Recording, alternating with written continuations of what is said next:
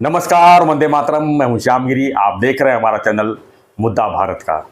मुद्दा भारत का यानी मुद्दा आपका। सबसे पहले तो आज धनतेरस है, दिवाली है। दिवाली की आप सभी लोगों को बहुत बहुत शुभेच्छा। और दिन दुना रात तरक्की हो, देश का तरक्की हो, सबके घर में जो है धन की बरसात हो। आज हमारे साथ में है सुभाष खाले जी, राजनीतिक विश्लेषक और सीनियर एडवोकेट। हम इनसे जानेंगे आज की राहुल नार्वेकर का जो सुप्रीम कोर्ट ने जो डेडलाइन दिया है 31 दिसंबर का, उसके बारे में। और दूसरा जो है रिजर्वेशन का जो मामला महाराष्ट्र में चल रहा है, उसके बारे में क्या हो सकता है। सर, आपका स्वागत है एक बार फिर से। सबको मेरी तरफ से भी दिवाली की बहुत बहुत शुभकामनाएं। ये दिवाली और आगे आने वाला जो साल है वो आप सबको बहुत अच्छा जाए और तरक्की हो आप लोगों की सबकी, और बहुत खुशी आपके जीवन में आए। धन्यवाद। तो सर, जो हमारा सवाल है, एक तो पहला कि जो राहुल नार्वेकर जो विधानसभा के स्पीकर है महाराष्ट्र के, उनको सुप्रीम कोर्ट ने डेडलाइन दिया हुआ है और उनसे कहा गया है कि 31 दिसंबर उसके पहले जो है ये मामला जो है सुलझा के दो। तो क्या लगता है, ये सुप्रीम कोर्ट का दबाव है या इसमें कुछ और चल रहा है? क्या हो सकता है? क्या राहुल नार्वेकर इसके पहले जवाब दे सकते हैं या इस डिसीजन ले सकते हैं, या डिसीजन लेंगे तो किस तरह का डिसीजन होगा? नहीं, अभी सुप्रीम कोर्ट ने डेडलाइन तो दे दी है जी, 31 दिसंबर के तक आप इसका फैसला दे दो जी। अभी सवाल यह है कि डेडलाइन दी है तो डेडलाइन के अंदर अगर राहुल नार्वेकर नहीं दे सकते हैं जी, और उसका कारण ये है कि भाई जो चीज़ें कानूनी तौर से होनी चाहिए वो कंप्लीट नहीं हो रही है, तो क्या सुप्रीम कोर्ट क्या करने वाली है? अभी कभी हमारे कोर्ट में भी जी, लोअर कोर्ट को, यानी अभी डिस्ट्रिक्ट कोर्ट है अपना, तो हाई कोर्ट या सुप्रीम कोर्ट डेडलाइन देती है जी कि फलाने केस का रिजल्ट 3 महीने में लगाओ या फलाने केस का रिजल्ट 6 महीने में लगाओ। लेकिन कुछ कभी ऐसा होता है कि ये डेडलाइन के बावजूद भी नहीं हो सकता। इसका कारण ये है कि जो लीगल प्रोसीजर फॉलो करनी होती है वो लीगल प्रोसीजर तुमको फॉलो करनी है, और अड़चने डिले जानबूझ के डिले करना अलग है, और डिले किसी टेक्निकल वजह से या किसी कारण की वजह से डिले होना अलग है। मेरे हिसाब से राहुल नार्वेकर फिलहाल सबको न्याय देने की कोशिश में है, सबको हियरिंग देने की कोशिश में है, और अगर सब आमदार 54 आमदार है, इन सबको अगर हियरिंग देना है, इन सब की बातें सुनना है, इनके वकीलों की सब बहस सुनना है, और ये सब प्रोसीजर टाइम लेने वाला है। अगर ऐसा होता तो हर केस 6 महीने में या 1 साल के अंदर खत्म होनी चाहिए, वैसे देखने को जाओ। लेकिन सालों साल चलती है। आज उसके बारे में तो सुप्रीम कोर्ट कभी कुछ बोलती नहीं है। सुप्रीम कोर्ट में भी 10-10, 15-15 साल से मैटर्स पेंडिंग है। उसका क्या करने का, उसके बारे में कुछ नहीं हो रहा है। लेकिन मैं यही बोल रहा हूं कि डेडलाइन दी है क्योंकि उद्धव ठाकरे जी ने पिटीशन फाइल करके उधर ये कोर्ट से ऑर्डर ली। लेकिन मेरा कहना है कि कोई भी वहाँ जो कुर्सी पर बैठा हुआ सभापति है जो ये केस सुन रहा है, उसको कानूनी दायरे में कानूनी हिसाब से हर एक को न्याय देने की ज़रूरत है, और ये न्याय करने के लिए लोगों को वक्त देना जरूरी है। हर एक की अपनी बाजू, जो हम कहते हैं ना कि भले वो कितना भी अपराधी हो लेकिन उसकी सुनवाई होनी चाहिए। बिल्कुल, ये हमारा ज्यूरिस्प्रूडेंस है जी। तो उस हिसाब से भले वो क्या है उसकी सुनवाई तो करना जरूरी है ना। वो क्या कहता है क्या नहीं कहता है, ये सुनवाई होने के बाद अगर नार्वेकर जी 31 दिसंबर तक ये मैटर सलटा सकते हैं तो सलटाएंगे। लेकिन कुछ कारण अगर नहीं हो सकता है तो डेडलाइन 31 की नहीं मानी जाएगी, मैटर आगे जाएगा। उसमें जो उलझने हैं उसको सुप्रीम कोर्ट को बताना पड़ेगा इन्हें कि ये चीज पेंडिंग है ना। वही तो मैंने अभी तक जी, जब से ये जून में पिटीशन फाइल हुआ जी, ये जून से लेके आज तक, मतलब जून, जुलाई, नवंबर, अगस्त, सितंबर, अक्टूबर, 4-5 महीने हुए। अभी ये 4-5 महीने में क्या हुआ इसका लेखा जोखा सुप्रीम कोर्ट देख सकती है ना। बिल्कुल। तो वो देखने के बाद अगर सुप्रीम कोर्ट को ऐसा लगता है क्या कि ये जानबूझ के डिले हो रहा है, सुप्रीम कोर्ट ये क्यों नहीं देखती कि हर तारीख को उद्धव ठाकरे गठ कोई ना कोई अर्जी देकर टाइम पास कर रहा है। ये सब चीज़ें सुप्रीम कोर्ट को ऑर्डर जो देती है सुप्रीम कोर्ट, तो ये सब चीज़ों को देखकर सुप्रीम कोर्ट ने ऑर्डर दी होगी शायद। लेकिन मुझे ऐसा लगता है कि ये डेडलाइन देना सही है, गलत नहीं है, लेकिन ये डेडलाइन में होना ही चाहिए, ये आग्रह नहीं हो सकता। और मेरा वैयक्तिक तो कहना ये है कि मेरे हिसाब से जिस तरीके से मामला है, जिस तरीके से ये सेंसिटिव मामला है, इसका अगर न्याय देना है, हर एक की सुनवाई ठीक ढंग से होनी चाहिए। अगर हमको ऐसा लगता है तो, और कानूनी दायरे में सब होना चाहिए, तो ये डेडलाइन 31 के पहले राहुल नार्वेकर अपना जजमेंट, अपना ऑर्डर नहीं दे सकते। मतलब ये मेरा कहना है। तो कितना लंबा जा सकता है ये? और मेरे हिसाब से कम उनको 4 महीने चाहिए। आज मतलब अभी ये ऑर्डर हुआ मेरे ख्याल से अक्टूबर में सुप्रीम कोर्ट का जी, तो अक्टूबर, नवंबर, दिसंबर, जनवरी एंड तक, जनवरी फरवरी तक हो सकता है। उसका लोकसभा आचार संहिता लग जाएगी, लोकसभा चुनाव चालू हो जाएंगे। तो देखो ये लोकसभा चुनाव का और इसका क्या संबंध है? ये पिटीशन अलग है, लोकसभा चुनाव अलग है, उसको कोई एक दूसरे से लिंक तो है ही नहीं। भले विधानसभा चुनाव भी आते तो क्या फर्क पड़ता? ये कानूनी कार्रवाई है, कार्रवाई तो चलती रहेगी, भले इलेक्शन आए जाए, उसमें कोई फर्क नहीं पड़ने वाला। इसीलिए मेरे हिसाब से फरवरी तक अगर ठीक ढंग से ये मैटर चला, सबको ठीक ढंग से सुनवाई दे, तो फरवरी तक उसका जवाब नार्वेकर फाइनल जजमेंट दे सकेंगे, ऐसा मुझे लगता है। फाइनल जजमेंट क्या हो सकता है? ये भी कुछ फाइनल जजमेंट मेरे हिसाब से भी, मैंने आपको पहले भी बताया है, मेरे दर्शकों को भी ये मालूम है कि देखो, शिवसेना का निर्णय ऑलरेडी इलेक्शन कमिश्नर में लिया है। शिवसेना नाम और उसका चिन्ह ऑलरेडी एकनाथ शिंदे गुट का मिला हुआ है जी। उसके बाद सवाल सिर्फ अभी इतना होता है कि जो विप निकाला गया था, क्या वो विप सही था, क्या वो विप लागू है आमदारों के ऊपर, ये सब देखना जरूरी है। क्या वो आमदार जो उद्धव ठाकरे गट कह रहा है कि ये उन्होंने विप माना नहीं इसलिए उनको डिस्क्वालीफाई करो, तो क्या उनके ऊपर ये विप लागू होना जरूरी था? क्या वो विप को मानना उनको जरूरी था? ये सब चीज़ें देखी जाएंगी। और मेरे हिसाब से जो विप है, मीटिंग का विप है, ये कोई मतदान का विप नहीं था।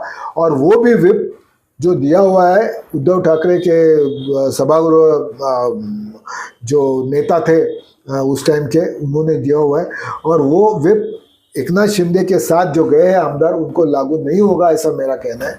और इसीलिए रिजल्ट में डिस्क्वालिफिकेशन कुछ होगा, ऐसा मुझे नहीं लगता। धन्यवाद सर। तो अब हम दूसरी मामले पर बढ़ते हैं जरा, जो महाराष्ट्र में इस समय बहुत बड़े आग की तरह फैला हुआ है, जो रिजर्वेशन का मामला है, और ये काफ़ी पेचीदा बना हुआ है। इसमें भी डेडलाइन बना हुआ है, यानी कि 24 दिसंबर जो मनोज जरांगे ने डेडलाइन दिया हुआ है सरकार को। और सरकार के अंदर भी जो है एनसीपी के नेता छगन भुजबल, ओबीसी नेता माने जाते हैं, उन्होंने भी जो है अब विरोध प्रदर्शन शुरू कर दिया है। और उनका साफ साफ कहना है कि ओबीसी को टच किए बगैर आप जो है जिसको चाहिए रिजर्वेशन दो, लेकिन ओबीसी को हाथ नहीं लगा सकते। अब इसमें सरकार जो है काफ़ी फंस चुकी है। और क्या लगता है ये डेडलाइन के बारे में क्या कहना चाहिए? मेरे हिसाब से सरकार कहीं फंसी विसी नहीं है जी। ये सब आंदोलन, ये पॉलिटिकल इशू है जी। ये जरांदे पाटिल भी उपोषण को बैठेंगे, 8 दिन 15 दिन के बाद उपोषण छोड़ेंगे, फिर डेडलाइन देंगे, फिर उपोषण को बैठेंगे, फिर उपोषण छोड़ने की विनती होगी, फिर डेडलाइन देंगे। ये चालू है। क्या ये आरक्षण इतनी आसान चीज नहीं है जी। और छगन भुजबल साहब जो बोल रहे हैं कि भाई ओबीसी में इनको इंक्लूड करना, मतलब क्या है कि आपने हमको तो थाली में खाना दिया, अभी हम खा रहे, अभी उसमें से आप और हमारा बंटवारा कर रहे हैं भाई, और एक को लाके बिठा रहे हमारे साथ और बोलते तुम भी इसी थाली में से खाओ। तो उनका कहना ऐसा मत करो ना। उनको अगर आपको रिजर्वेशन देना है तो अलग से दो, ओबीसी से मत दो। भुजबल साहब का ये कहना है कि उनको रिजर्वेशन के खिलाफ नहीं है वो, लेकिन ओबीसी के कोटा में से रिजर्वेशन मत दो, मराठा को नहीं जाना चाहिए, ऐसे उनकी भूमिका। लेकिन अलग से थाली भी तो नहीं है सर सरकार के पास कि उसमें से दे देवे। सुप्रीम कोर्ट का जो गाइडलाइंस है कि 50% के अंदर ही सब रहना चाहिए। कहाँ अभी 50% राज्यों में तो 50% के ऊपर भी है ना। 50% तो बांट चुके हैं, उसके बाद क्या करेंगे फिर? कहाँ मैं वही बोल रहा हूँ कि कुछ राज्यों में 50% के ऊपर रिजर्वेशन हुआ है जी, गया है, वो वहाँ एग्री भी हुआ है, सेंट्रल गवर्नमेंट में एग्री हुआ है, कोर्ट में भी एग्री हुआ है। तो वो प्रोसीजर सिर्फ डेडलाइन देने से, मैंने जैसे कहा डेडलाइन देने से कुछ नहीं होता है। ये मामला आज का नहीं है, ये पिछले 25-30 सालों से मराठा आरक्षण की बातें चल रही है। क्यों आज तक कुछ नहीं हो सका? क्यों मराठा लोगों को आरक्षण नहीं मिला? 12-14 मुख्यमंत्री मराठा होने के बावजूद, 50% मुख्यमंत्री मराठा समाज के होने के बावजूद, मंत्री महोदय, कैबिनेट मंत्री मराठा के होने के बावजूद क्यों नहीं उनको आरक्षण मिला? और दूसरी बात यह है कि सुप्रीम कोर्ट ये देखेगा ही ना। अभी समझो आरक्षण दिया, सुप्रीम कोर्ट ने तो दिया, देवेंद्र फडणवीस ने दिया था आरक्षण, क्या हुआ? सुप्रीम कोर्ट में पलट गया वो। पलट गया। तो इसका मतलब यह है कि जो कानूनी तौर से उसका बैठेगा तो ही वो टिकेगा जी। अगर आज आप जबरदस्ती करोगे, अभी समझो एक ऐसा करते हैं, कुणबी मराठा जी, और उनको ओबीसी में डाल दिया जी, और उनको आरक्षण दे दिया, ये मैटर जाएगा फिर से high court supreme court. High court supreme court जाने के बाद उनको हाई कोर्ट उनको फेंक देगी, डिसमिस कर देगी, फिर से उनको निकाल डालेगी ओबीसी में से। क्या फायदा? मतलब ये सब राजनीति है। उसके लिए सरकार क्या करेगी फिर? नहीं, इसीलिए मैं बोल रहा हूँ कि ये सब राजनीति का नाटक चल रहा है, ये वोट बैंक क्रिएट करने की सब साजिश है, ये मराठा लॉबी। और मेरा व्यक्तिगत तो कहना ऐसा है कि सचमुच मराठाओं को आरक्षण चाहिए क्या है, पहले वो देखो। कितने मराठा चाहते हैं कि हमको आरक्षण मिलना चाहिए? ये भी एक प्रश्न चिन्ह है मेरे सामने कि सचमुच मराठा आरक्षण चाहते हैं क्या, या जैसे क्या मुट्ठी भर मराठा चाहते हैं और इसीलिए पूरे समाज को पकड़ा हुआ है? ये भी देखना जरूरी है कि आरक्षण, और ये आरक्षण देने के बाद समझो मराठा को आरक्षण दिया, उसका फायदा उनको होने वाला है क्या? कितना फायदा होगा, किन लोगों को फायदा होगा, ये सब चीजें देखने पड़ेगी। सिर्फ डेडलाइन देना और वो क्या, उपोषण पे बैठने का, फिर डेडलाइन देने का, फिर उपोषण पे बैठने का, फिर उपोषण छोड़ने का, फिर डेडलाइन देने का, यह सिलसिला चलते रहेगा। और मुझे नहीं लगता है कि जब तक कानूनी तौर से और कानून के हिसाब से अगर कुछ किया तो ही मराठाओं को आरक्षण मिल सकता है। अगर जल्दबाजी में कुछ निर्णय होता है, डेडलाइन पकड़ने के लिए कुछ निर्णय होता है, तो वो टिकेगा नहीं, वो उड़ जाएगा। सर, आप कानून के जानकार हैं, आप क्या कहेंगे कि सरकार ऐसी स्थिति में क्या कर सकती है? कैसे इनको आरक्षण का जो है सांत्वना दे सकती है मराठा समाज को? जैसे सुप्रीम कोर्ट ने कहा था कि हमारे सामने डेटा लेके आओ जी, कि मराठा का पूरा डेटा चाहिए, कितने आर्थिक कमजोर है, उनको कितने पिछड़ा, बैकवर्ड कितने हैं, उनको क्या उनके प्रॉब्लम हुई है। देखो, आरक्षण का मतलब क्या है मेरे समझ में नहीं आ रहा है कि मैं फलाने जाति का हूँ इसलिए मुझे आरक्षण मिलना चाहिए। ये उद्देश्य नहीं था। बाबा साहेब आम्बेडकर जी ने आरक्षण इसलिए नहीं दिया था कि मैं फलाने जाति का हूँ इसलिए मुझे आरक्षण जी। जो पिछड़ा आदमी है, आर्थिक कमजोर है, सामाजिक कमजोर है, हमेशा उसके ऊपर अन्याय हुआ है, उसको दुर्लक्षित हुआ है, ऐसे को उठाने के लिए ये आरक्षण दिया है, ना कि जाति के ऊपर। हम लोग जाति के ऊपर आरक्षण मांग रहे हैं। हम लोग कमजोरों के लिए, जरूरतों के लिए, जिनको जरूरी देना है उनके लिए, जो वंचित है उनके लिए नहीं आरक्षण मांग रहे हैं जी। हम लोग सिर्फ हम मराठा हूं इसलिए जात चाहिए, मैं माड़ी हूं इसलिए मुझे चाहिए, मैं धनगर हूं इसलिए मुझे चाहिए। जो वंचित है, जो दुर्बल है जी, उनके लिए आरक्षण मांगो। उनके लिए कोई नहीं बोल रहा, उनका बारे में सब जात के ऊपर ही मांग रहे हैं ना। तो मेरा यही कहना है कि ये वंचित और दुर्बल लोगों के लिए आरक्षण की जरूरत होती है, ना कि जातियों के लिए। मराठा है इसलिए आरक्षण गलत है, माई समाज का इसलिए आरक्षण गलत है, धनगर समाज का है इसलिए आरक्षण गलत है, उस जाति के जो वंचित है।